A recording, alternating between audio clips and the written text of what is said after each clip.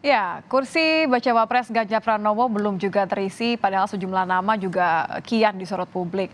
Salah duanya adalah Erick Thohir dan juga Sandiaga Uno. Dalam sejumlah survei, kedua sosok ini dianggap paling mumpuni mendampingi Ganjar di 2024. Lalu apa sebenarnya yang menjadi pertimbangan PDI Perjuangan? Kita akan membahasnya bersama politisi senior PDI Perjuangan, ada Bang Panda Nababan. Selamat malam, Bang Panda. Selamat malam. Wah, ini kayaknya sudah menyingsingkan lengan baju. Apakah artinya sudah siap untuk mengumumkan nih siapa kira-kira yang dianggap sudah siap belum, Bang Panda? Karena kita semua menunggu nih siapa yang sebenarnya dianggap mumpuni, dianggap paling pantas untuk mendampingi Ganjar. Jadi saya bukan soal gede rumongso. Saya nggak mau mendahului Ibu Mega loh. Oh, Aku udah pernah pengalaman pahit, aku mendahului beliau waktu Jokowi marah besar sama saya. gitu ya. Iya. Jadi, Ya, kalaupun aku tahu ini, tapi aku nggak akan kasih tahu gitu loh. kalaupun artinya apa? Sebenarnya sudah ada namanya ya, sudah ada nama yang dipikirkan dan tinggal menunggu waktu. Jadi yang menentukan ini ada mekanismenya, ada Ibu Mega, ada Jokowi, ada Ganjar. Ketiga orang inilah nanti yang mendesain, mengatur siapa yang akan cocok. Kenapa Oke. Ganjar ikut? Karena Ganjar yang user, Ganjar yang langsung. Jadi kehati-hatian Ibu Mega itu sama dengan kehati-hatian dia waktu memutuskan siapa capres gitu loh. Sebelum menentukan deklarasi Ganjar begitu ya. Tapi kalau boleh diceritakan Bang Panda, ini kan internal PDI Perjuangan tadi Bang Panda menyebutkan kan ada hierarkinya, ada kemudian banyak pertimbangannya. Apa sih kriterianya ketika menentukan sosok cawapres? Ya terus terang aja yang pasti bisa bekerja sama dengan Ganjar, bisa juga menambah elektabilitasnya, ya kan? Dan kemudian ini kan style gaya Ganjar ini kan style gaya Jokowi dalam kerja, kehati-hatian, ya kan? Kemudian ketelatenan, kedekatan dengan rakyat. Ya nanti dilihatlah siapa itu yang bisa seirama dia cawapres, ya kan? Jadi kira-kira stylenya siapa nih yang paling cocok? Atau boleh Nitya kerucutkan? Kan kalau yang ramai dibicarakan kan antara Pak Erick Thohir atau Sandiaga Uno. Ada nggak kriteria tadi yang Bang Panda sebutkan dalam diri dua orang ini? Tapi kalau saya pribadi ya, saya pribadi nih, Ya.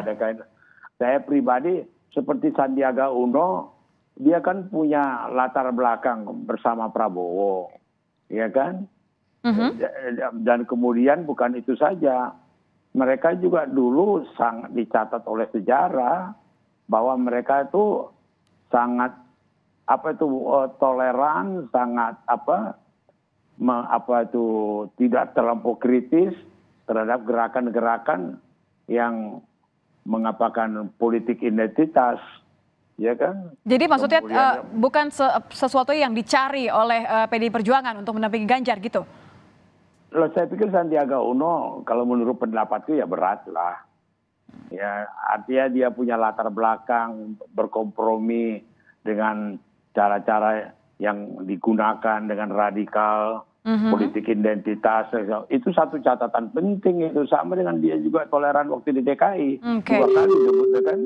Ini Jadi buat PDI Perjuangan udah cukup itu jadi referensi mengenai track recordnya. Oke, karena sosoknya tadi atau karena mencalonkan waktu itu dengan Pak Prabowo, apakah karena faktor kebersamaan dengan Pak Prabowo-nya nih menjadi berat untuk PDI Perjuangan menentukan Bang Sandi?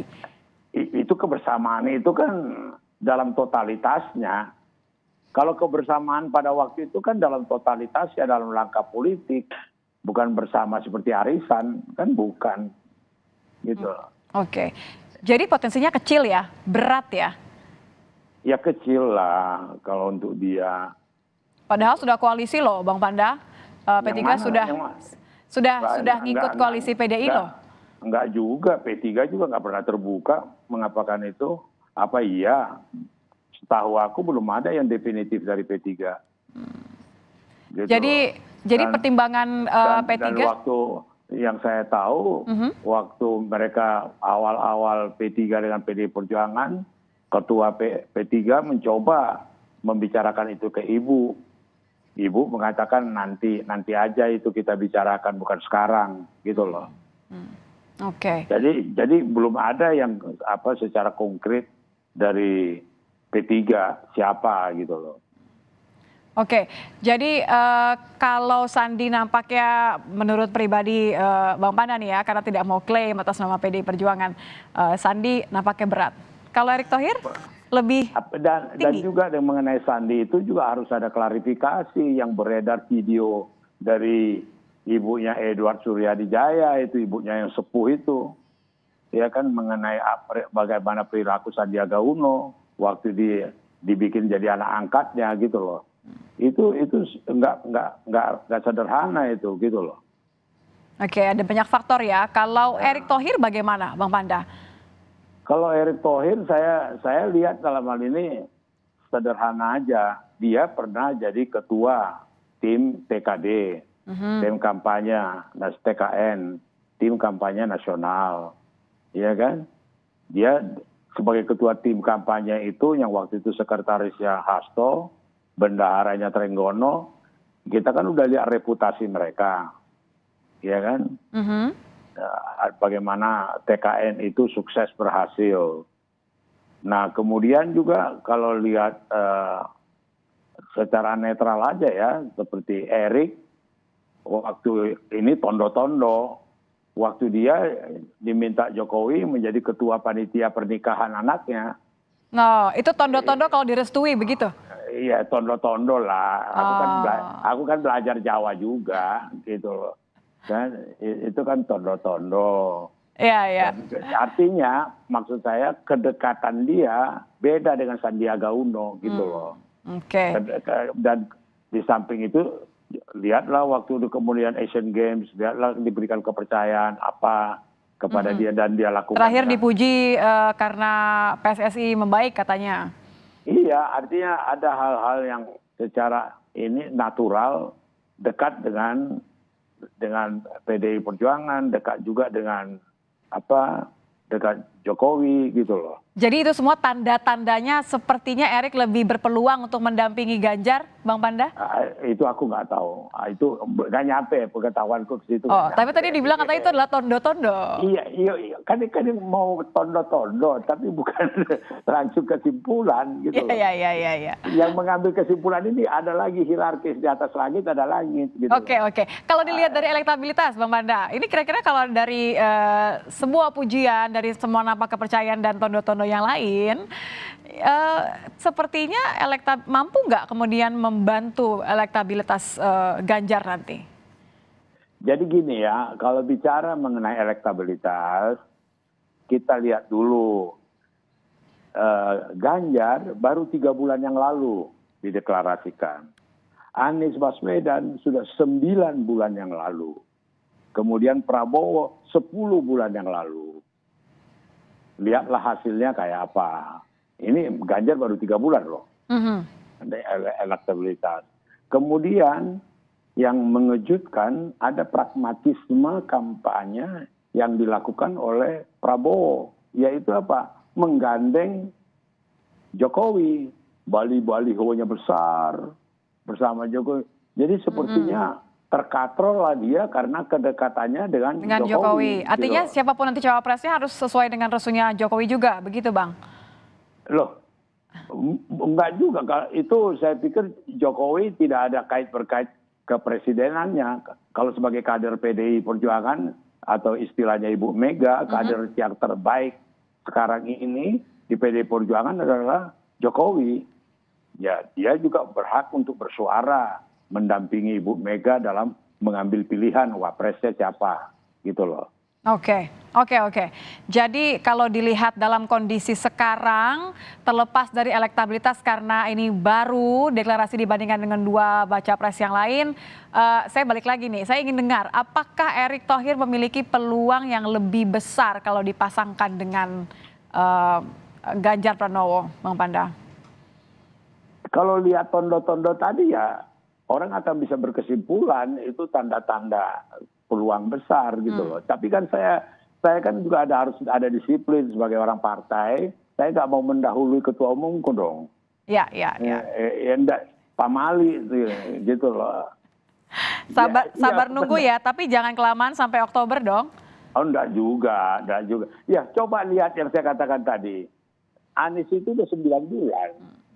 Prabowo udah 10 bulan. Dua-duanya juga belum mampu cari wapres ya. Oke, tapi apa sih Bang Mada yang ditunggu sama Ibu Mega ini terakhir deh? Apa sih yang ditunggu? Apa yang ditunggu? Apa yang ditunggu untuk mengumumkan bacawa pres ini? Udah pernah dengar pepatah Batak? Yang mana? Cepat ada yang dikejar, lambat ada yang ditunggu. Gitu. Cepat ada yang dileleh, Cepat ada yang dilirik, ada yang dipaite gitu loh. Oke. Nah, Megawati dalam situasi itu ada yang dia tunggu, ada yang dia kejar.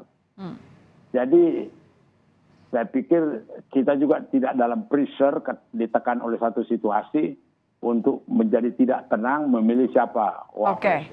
Ini konfirmasi terakhir aja, takut salah paham nih. Siapa yang dikejar, siapa yang ditunggu, Bang Panda? Kalau dari pepatah tadi. Jadi siapa yang dikejar, siapa yang ditunggu sama Ibu Mega? Itulah seninya. Dan